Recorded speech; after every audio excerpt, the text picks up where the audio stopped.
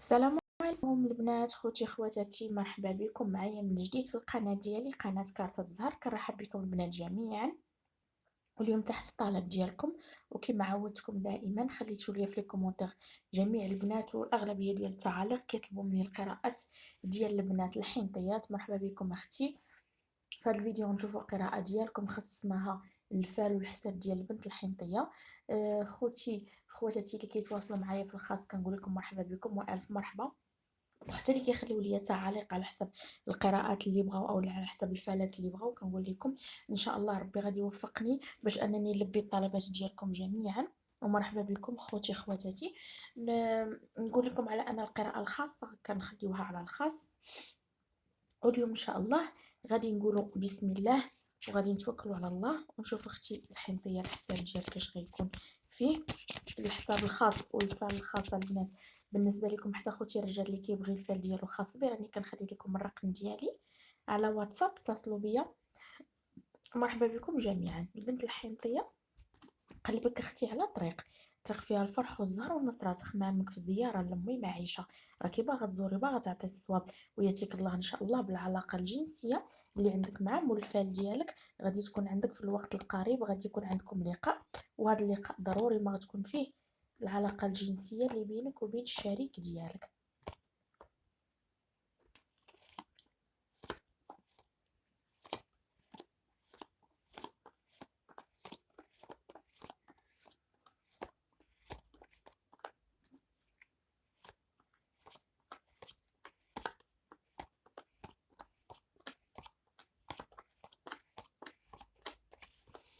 البنت الحنطيه، كنقول لك اختي راكي مغيره على عتبه، راكي مغيره على ناس، على عائله، عندك شي صداع، عندك شي غيار مع العائله ديالك. قلبك اختي باكي بالدمعه وعندكم شي مشكل على طابله المخزن. اختي فيه غيار وفيه المخزن وفيه، يعني يقدر يكون فيه حتى بوليس او كوميساريه او شي حاجه بحال هكا. اختي انت كنشوفك مضيومه وباكيه بالدمعه وزهرك قليل، انت انسانه مأثر عليك الحال. قلبك ساير دم، باكيه بالدمعه، حارم عليك نعاس الليل، كتفكري بالليل بزاف، كتقولي اختي مال زهري هكا داير، مال الامور معكسه عندي، مالي انا كنشوف راسي من دون الناس، من دون عباد الله، انني منطويه، انني همي كتير باقي ما بغاش يحيد عليا. انتي مضروره في العتبه ديالكم اختي على جهه الناس اللي عايشه معاهم نتيا، او حتى الجيران ديالكم. كاين فيكم هنا اللي مواصلين لشي دعوه، او حاطين بكم شي شكايه، ناس من دمك او جيرانك او شي حاجه، راكي متضرره من هذا الموضوع بزاف. كاينه السيده البيضاء اللي داخله عندك العتبه، اللي عندها الرجل السمر، اللي عندها التريكه مع هذه الانسانه قالبه وجهها على الزوج ديالها وعلى التركه ديالها. تقدر تكون جايه عندكم العتبه غضبانه، او عندها شي مشكل في حياتها الزوجيه. انت اختي الحنطيه مازال تبدلي العتبه.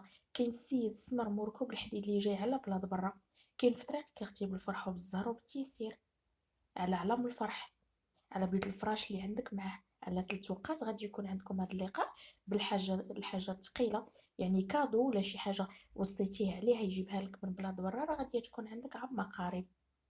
اختي الحنطية، عندك غيار وعندك خصومة وعندك تبدال الحال، وعندك اختي الحل المخلف والامر المخلف بينك وبين السيد الابيض عريض الكتاف اللي عينيه كبار، شعره كتير وكيطلعوا الفوق. هاد الانسان عندك معاه اختي، عندك معاه مشاكل كتيرة، وهاد المشاكل سببها طابلة المخزن، اولا بيناتكم شي ورث على شي عتبة اولا شي ملك راه مغيرة عليه حاليا، وراكي اختي طالع لك بالغيار وبالدموع. طريق الرجال عندك كتير البنت الحنطية، كاين فيكم اللي عندها السيد مقلوب اللبسة ومقلوب اللهجة، واقف لك اختي في طريقك على تريكة، وهذا الانسان مزوج ووالد، ويا اختي وراه داير معاك انه يجي عندك حتى العتبة ديالكم، يكون بيناتكم لقاء على علم الفرح. هذا الانسان بحال يعني نقولوا يعني كيشوف لك الشهوة والحرام اكثر من الحلال.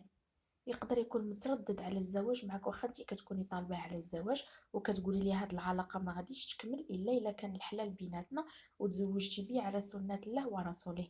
هو كيقول ولكن متردد في الخاطر ديالو، واش هاد الموضوع غادي يديرو معاك وتوصلي ليه معاه او لا، غير الهضره ديالو كتبقى حبر على ورق.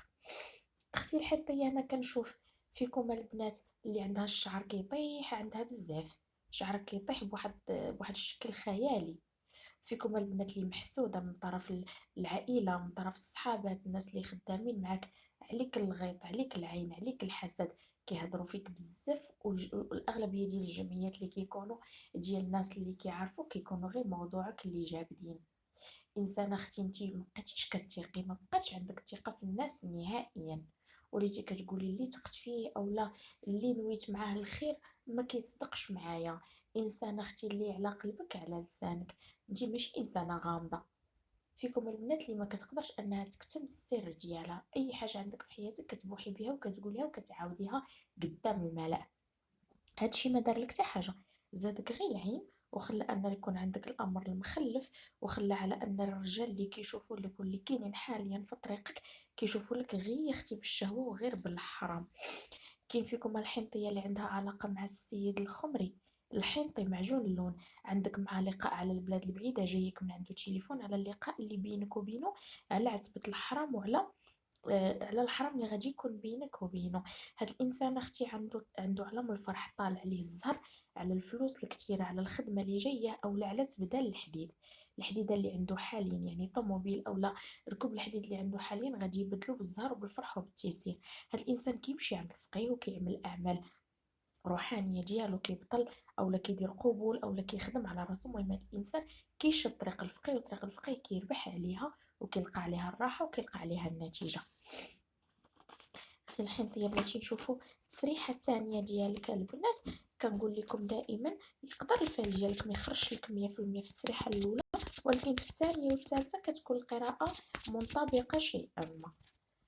واخا هذا كيبقى فعل عام كيخصكم جميعا البنات العازبه المطلقه المتزوجه، كلكم كيخصكم هذا الفعل. وحتى اللي ما عندها حتى شي انسان في حياتها راه كيخصك هذا الفعل اختي الحنطيه. قلبك على شي طريق قصيره غادي تشديها بالزهر وبالفرح، تخمامك في السيده السمراء، بينك وبينها شي معامله ديال الفلوس، وياتيك الله بالفلوس الكثيره ان شاء الله اللي كنتي كتسني فيها من شحال هادي.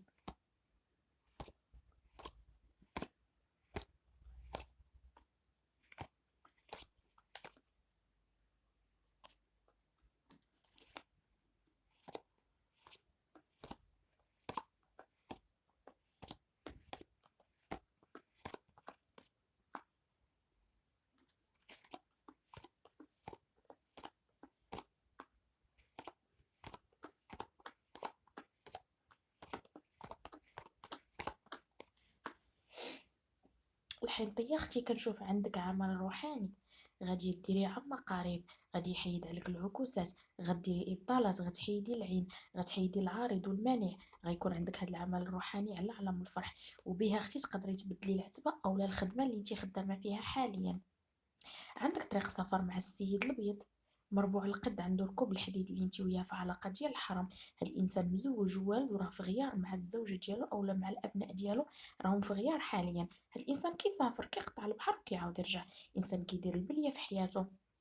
بينك وبينه حاليا غير مكالمة هاتفية، هو مقلق وفقعان وربي اللي عالم بيه عنده مشاكل كتيرة. انتي كيسحب لك على انه انسان كيدير الحرام وكيدير الزهو، وطريقه كلها عامرة غير بالافراح والمسرات، وعليك انتي قالب وجهه. فريمون عنده مشاكل كتيرة وكيعاني من مشاكل في حياته، حتى من المرض، مريض شوية في الصحة ديالو.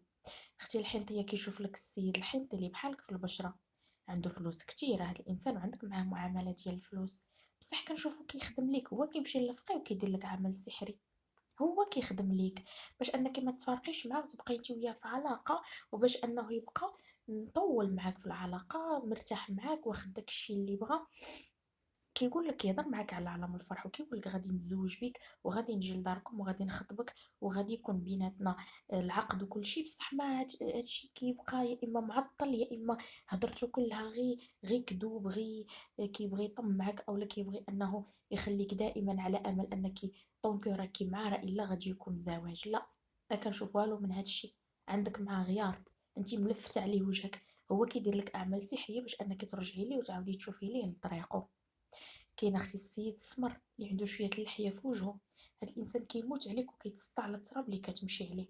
تقدري تكوني عرفتيه وتقدري تكوني ما عايقاش به وما عارفاش على ان هاد الانسان كيبغيك بالنيه وبالمعقول، تابع طريقك، كيراقبك من بعيد. الا شافك مع شي واحد اولا عرفك في شي علاقه مع شي انسان اخر هو كيبغي يتسطى وكيبغي يتجنن، كيموت عليك. هاد الانسان عرقه من عروق الشرفه اولا زهري، عنده علامات الزهريين، انسان مبهلل بوهالي وعلى نيته. فهمتي؟ ماشي شي واحد اللي قافز ومطور وحاقد، لا، قلبه بيض واللي على قلبه على لسانه. انسان ماشي من داك النوع اللي كيعذب البنت اولا كيحاول انه ينتقم منها ولا شي حاجه، لا، غير هو كيشوف فلوسه قليله، الحظوظ عنده في الحياه ضئيله، يعني ما عندوش يعني على قد حاله هكا، ولكن كيموت عليك، ما قادرش انه يصارحك او يفاتحك في الموضوع، خوفا من انك ترفضي وانك تشوفي في ديك الشوفه ديال انه كيعشقك وتبدلي عليه وتغيري عليه وتعطيه بالظهر.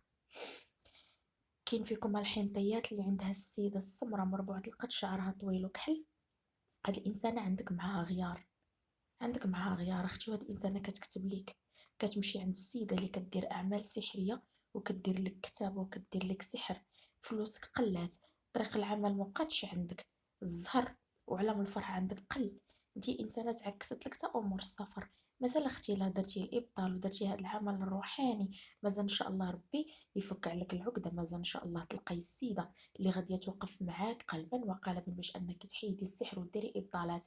كنشوف فيكم البنات الحنطيات هنا اللي مولوعات بالفال وبالكارطة والحساب، يعني كتبغيو كترتاحوا فاش انكم تسمعوا الفال ديالكم اولا كتحسي بشويه د الراحه. فيكم اللي مشات عند فوقها ودارت اعمال ابطالات وناضت جرات على راسها بصح ما بانتش لك نتيجه، خسرتي فلوس ومشيتي عند الناس وهكا ما خدموا لك اختي والو، يضحكوا عليك وداو لك فلوسك. الله ياخذ الحق في الظالم، لا اله الا الله سيدنا محمد رسول الله. كيبقى فيا الحال ملي كنسمع بحال هذا الشيء، والعديد منكم البنات والكثير فيكم حتى خوتي الرجال اللي تواصلوا معايا في الخاص وكيعاودوا لي شي حوايج طريفه وشي حوايج غريبه اللي انا سمعتها على الناس اللي تواصلوا معاهم. المهم ما كاينلاش نبدا نكشف المستور، خلي داك الجمل الراقد كي كيقولوا. هنا البنت الحنطيه كيشوف لك السيد الابيض عريض الكتاف اللي خدام في طابلة المخزن. هاد الانسان كتلاقي انت وياه على طريق قصيره، هاد الانسان عنده حديده كبيره، يعني الحديد الكبير شي كات اولا شي حاجه هكا، كتلاقي انت وياه على بين اللوقات، كيشوف لك اختي الطريق الفلوس الا بغيتيها كيعطيها لك، الطريق القصيره كتمشي انت وياه لي ريستو لي كافي، كيكون معاك على عتبه ديال الحرم. بصح كنشوف هاد السيد اختي عنده مشاكل كثيره على طابلة المخزن ومازال يوقف على يد الحاكم، ومازال تكون عنده شي غيار على ورقه اولا ديشاك اولا شي حاجه كان عنده معاها، كان عنده خلاف فيها مع السيد الطويل الابيض اللي خدام بستيلو في طابلة المخزن. مازال غادي تكون عنده الفكاكه على الفلوس الكثيره اللي غادي يعطي على هذا الغيار اللي عنده على الخدمه او على شي سلعه او على شي وراق دايزين بينه وبين هذا السيد، وقع عليهم هو الشمته. هاد الانسان مازال غادي يعاود لك هاد المشكل اللي طرا بيه، ومازال غادي يكون معاك صريح في الهضره ديالو، وغادي يعاود لك وتكون انت هي الونيسه ديالو في حياته، لانه كيرتاح ليك، كيرتاح الهضره معاك، كيجمع معاك احسن ما كيجمع مع مو ومع خوتو. هذه تسريحتك الثالثه هي الحنطيه، ونشوفوا فالك اش غادي يقول لك فيها. دائما الحنطيه كتفكر انك تشدي شي طريقه اختي، عندك طريق قصير ان شاء الله بالفرح، تخمامك في السيد مول الفال، السيد اللي عنده شويه الصلعه، خمري دم قمحي دم عربي، ياتيك الله مكالمه هاتفيه منه عن مقارب باش يكون بيناتكم شي لقاء او لا يكون بيناتكم الامر اللي نتوما كتخططوا ليه او لا كتهضروا عليه في هذه الايام الاخيره.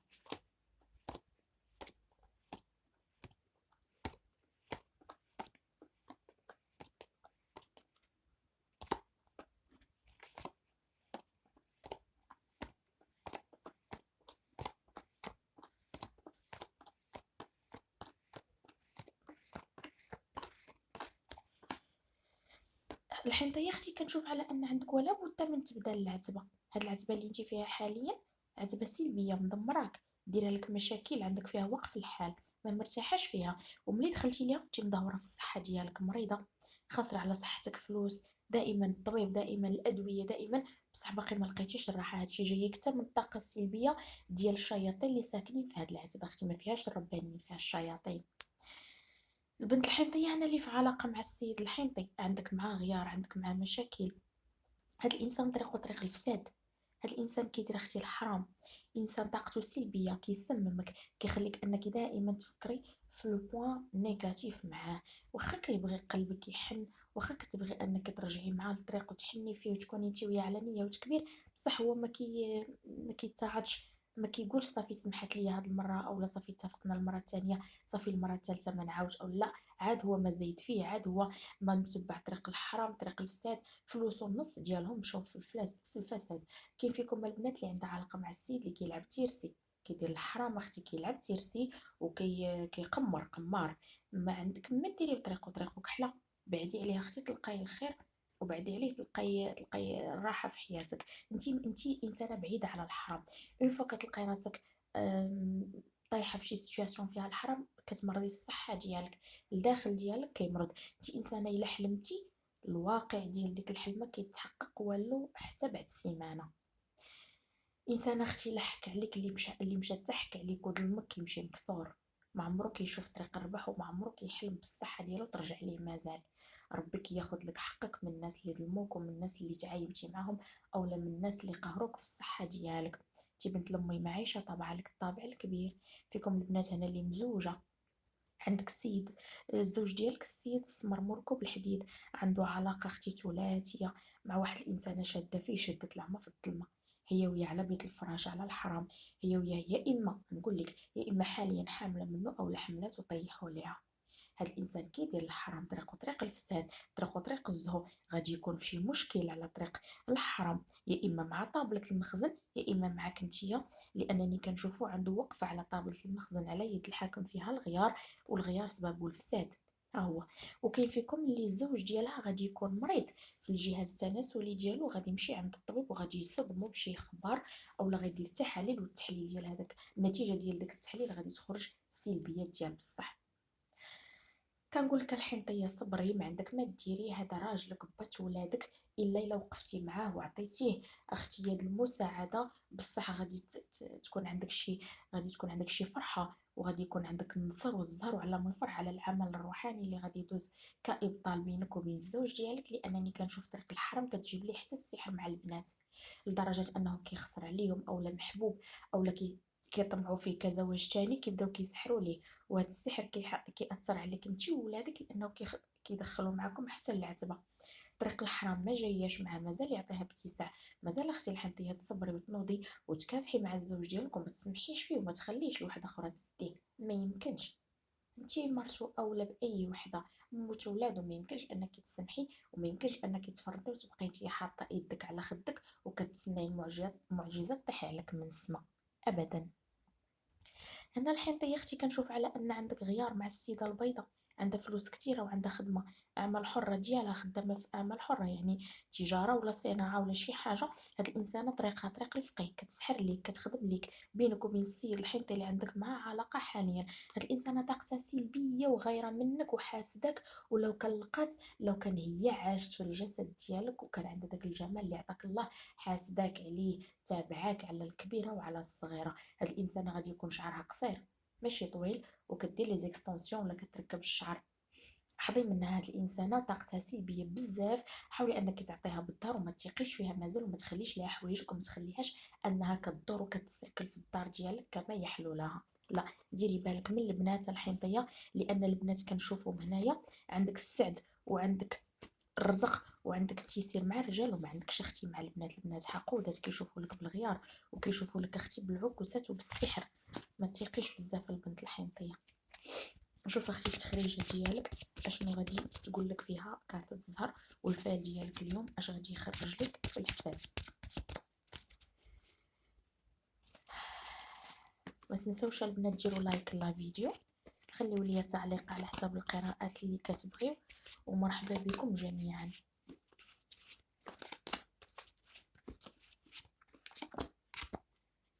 الحنطيه اختي عندك زياره ولا بد من الزياره، لانني كنشوف نتيا عندك حتى المحله ديال الحمر، عندك الباشا حمو واقف بالسيف ديالو معكس لك الطريق اختي، ومازال ديري شي عمل روحاني ديال رجال الله يفكك من العكوسات ديال السحر وديال الشياطين اللي عندك في الخشبه ديالك.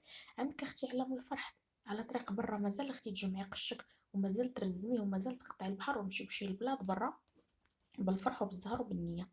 هاد السيده السمراء اعطيها اتساع اختي. هاد الانسانه عندها طوموبيل، شعرها كحل طويل، انسانه حقوده غيوره، انسانه الطاقه ديالها سلبيه. حظي منها وبزاف لانها كدير لك اعمال سحريه باش انها تدمرك وما عمرك تطلعي وتكوني احسن منها.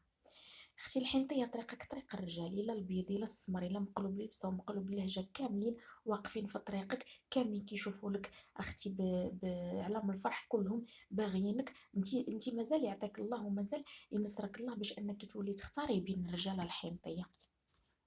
عندك سفر للبلاد البعيدة، هاد السفر اختي بكيتي وتقلقتي عليه، مازال ربي يرزقك بشي مبلغ مادي مهم وكبير باش انك تفكي به كاع المسائل اللي عندك حاليا. وطريق السفر راكي غادي تمشي لها وترجعي ناشطة، وترجعي ان شاء الله مسولاجية، وربي غادي يفرجها عليك. المهم كتسنى الزيارة، المهم واقفة بينك وبين السيد الابيض بالعكوسات. اختي انت عندك بلوكاج معاه، اولا عندك مع الامر المخلف، مازال ان شاء الله ربي يطلق السراح، والمهم تعطف وتغير وتعرف ما دير. السيد السمر اختي عاطيك بالدار اللي عنده شويه اللحيه وعنده ركوب الحديد.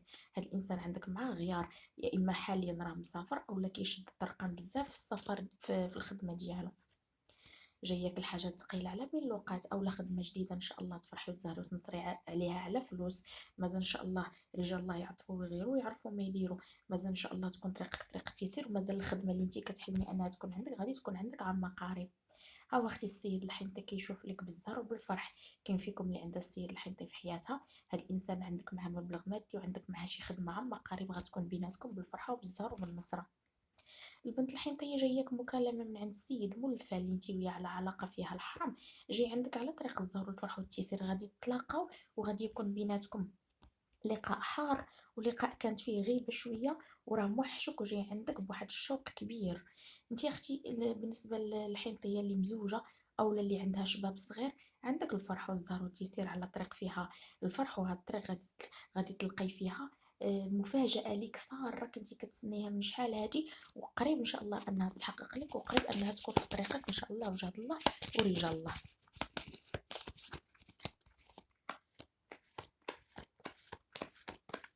اختي الحنطية عندك السحر، والسحر مأثر عليك في العتبة ديالك. عندك اختي تغيير الحال، عندك تماريض، عندك اختي حبس الحال، عندك وقف الحال، عندك مانع، مخربقه عندك القضيه. انا ما الهضره ما بقاتش بغات تخرج لي باش نوصف لك الحاله اللي انت فيها حاليا. هادشي اختي طايحه لك عند العتبه، ومولاتك اختي وسبابك فهادشي السيده البيضاء مربوعه القد، شعرها ما طويل ما قصير، كتصبغو كدير ليه الصبايغ. هاد الانسانه فرحانه لانها انتصرت عليك على طابله المخزن، اولا حتى على الخدمه اللي كنتي فيها نتيا وياها. عندها فلوس كثيره وخاسره عليك فلوس، ومازال كتقولي لو وقفت في طريقي مازال ندمرها ومازال نحيدها بحال كيما حيدت الزغبه من العجينه. كان هذا وفا لكم الحين طيات، ما تنسوش تابونوا عندي في القناه، ديروا لايك لا فيديو، خليتكم على خير.